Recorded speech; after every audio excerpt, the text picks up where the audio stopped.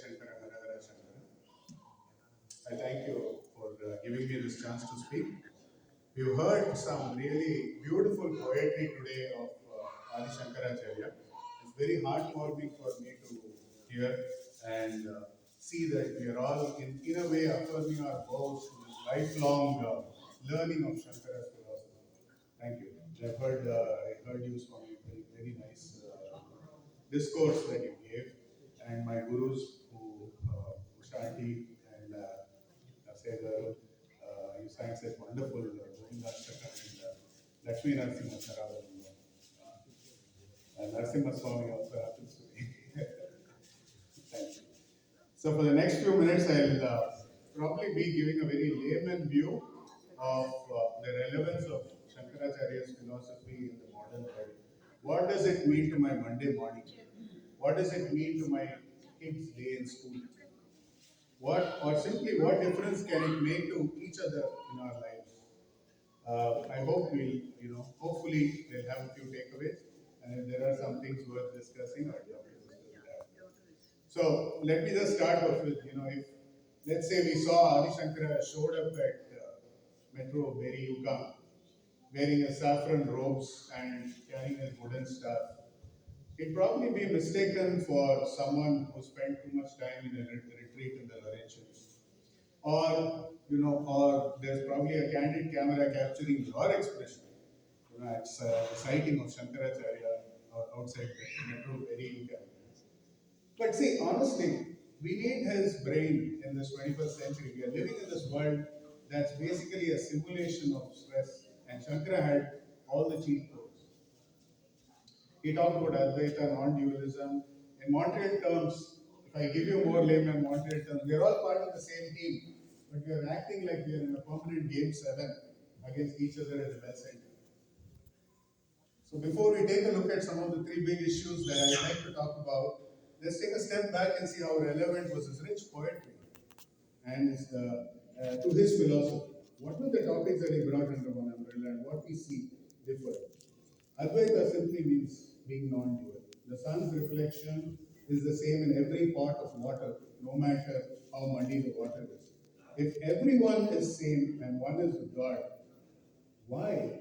If everyone is the same and everyone is one with God, why would Shankaracharya compose so many hymns in praise of God? Shankaracharya is very clear. For a layman like me, I better take a course in addition and multiplication before taking a course in calculus. That's very simple for me.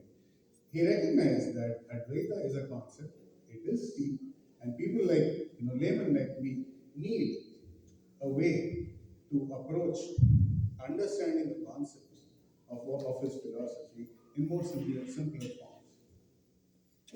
You can also view it as diverse ornaments made of the same gold.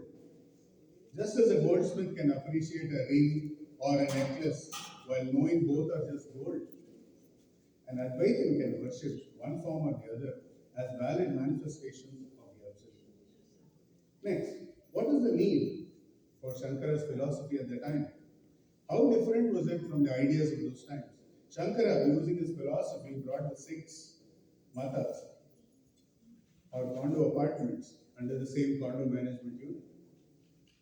Using his philosophy over vast poetry on Shiva, Shaiva, Vaishnava, Shakti, Saurya, Ganesha, and Kaumara, he brought these 6 popular sects of worship. He emphasized the concept of oneness, that too from within as well as from outside.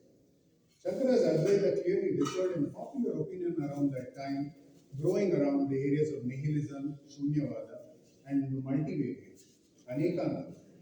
He simply argued that the package that we call supreme is neither empty, Shunya, nor in a quantum state, multivariate state. It is one, and it is ever pervading. It is part of you, you are part of it. Shankara agreed to the popular notion of illusion, that it often plays havoc with the mind and body, similar to other philosophies. Surprisingly, for 8th century Shankaracharya, born and raised in Kerala, there is no historical record of his contact with Christianity or Islam, which was already prevalent in Kerala at that time. Very surprising. But the form of, again, The formless one is something that Shankara often talks about, that we must think about. Now let's look at the three big problems. First, discrimination. We love our labels in this Lavelle province, right? We sort everybody into us and them faster than the line moves at the longer down. Shankara had a reality check. He bumped into a person from a marginalized community, and when he was called out, he realized his faux pas. And he wrote a poem about it. And he said, Vyapoham Shvapachoyam Ityapi Mahan Poyam Vipeda Brahman. In loose terms, what is this delusion that constantly aims to differentiate one from another? Why do we do this? Volo. Why? He realized, again in layman terms, if the same Wi-Fi of consciousness is running in our body, then hating someone for their hardware, their language, their race, or their background is just bad logic. It's like blaming a laptop because you don't like the sticker on its back. Second, the ego and power struggle. We are obsessed with the grind. We want title. We want followers. We want 30 likes within 15 minutes. We want the corner office.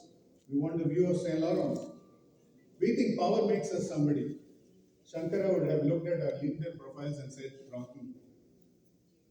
His famous line, and you sang that, Ma Kuru Dhana Jana Yaupana Garbam Harati Nimesha Kala Sarvam. Which means, what are you doing with your cash, your followers, or your youth? Time swipes left on all within a heartbeat.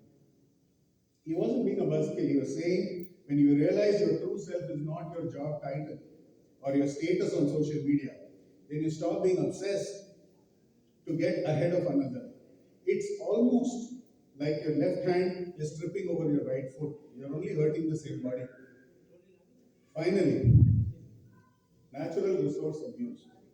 We treat our wonderful Quebec like an all-you-can-eat buffet that never runs out.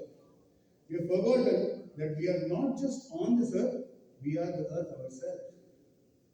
Shankara's philosophy, when he explained about Ishavasyam Idam Sarvam, everything is enveloped by the divine.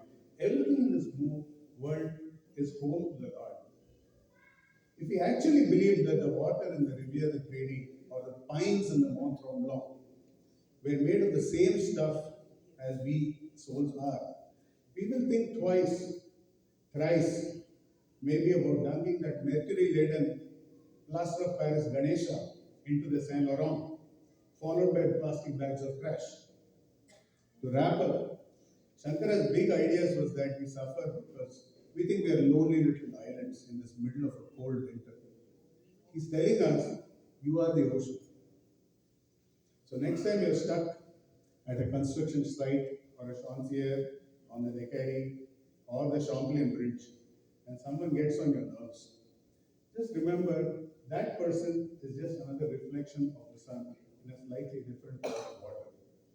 Don't be a hoser, be the one. Jai Jai Shankara, Hara Hara Shankara.